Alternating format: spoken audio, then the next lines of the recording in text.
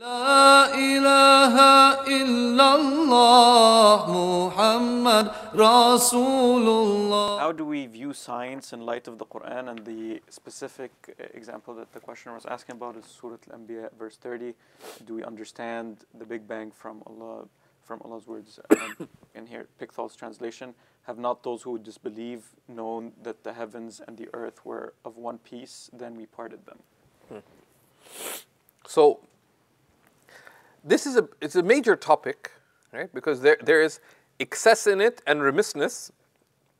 Excess is excess when it comes to the Qur'an and science is to try to make the Qur'an fit whatever scientific theories are in vogue at any particular time, right?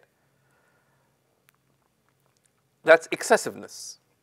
Remissness is not to see what is clearly being indicated and being affirmed and indicated by Allah subhanahu wa ta'ala in the Qur'an. But we have to keep in mind that what is the purpose of the Qur'an? The purpose of the Qur'an is guidance. Hudan lil muttaqeen. Number one. Number two, the Qur'an views created phenomena not insofar as the interests of science. The Qur'an is not a book of science, it's a book of signs. And there's an important distinction.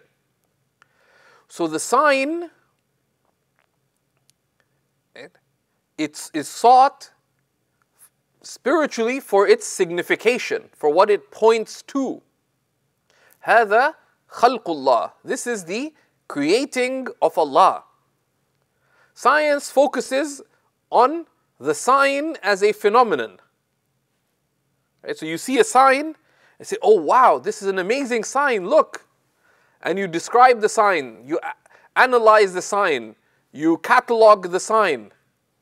But you don't look at it insofar as its signification.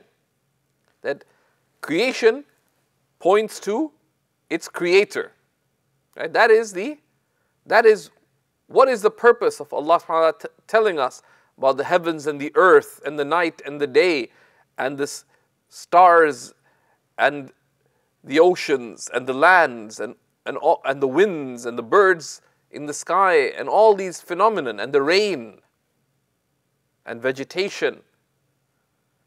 All of these, the purpose in them is to see them as signs. And those who are interested, one of the best Muslim scholars who's grounded our view of reality, who's written in the English language, is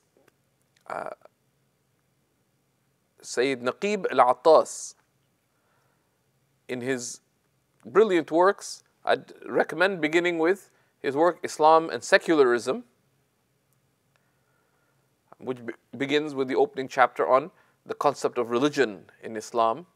Now, what do we mean when we say Islam? What do we mean when we say deen or quote-unquote religion? And it touches upon many investigations related to Islam and science, of Qur'an, and as a book of signs and science, but also to appreciate that the truths of science are small t truths. Right? They are at best normative realities based on observation, based on the scientific method. But the scientific method is not rationally decisive, right? And that we as people of faith, and we are of a civilization of reason. Right? We're inheritors of a great intellectual tradition, right? Islam addressed not just hearts to know their Lord, but also addressed intellects and brought clarity to how the human being views the reality around them.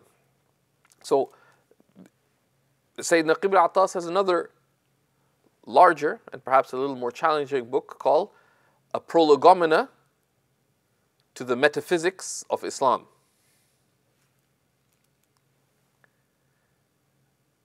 In the old days, someone would have written an abridgment of it, and they'd simplify both the title and the chapters of the book.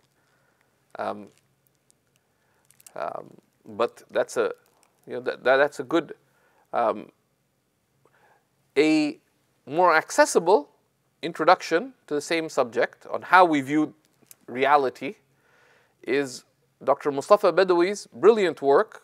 Mustafa, he writes it M-O-S-T-A-F-A, Badawi, B-A-D-A-W-I, called Man and the Universe. Man and the Universe. That who are you and what is this world that you're in? And how are you here?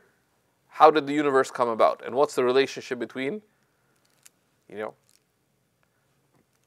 between God, the human being, this universe? What is religion thereby? What is faith?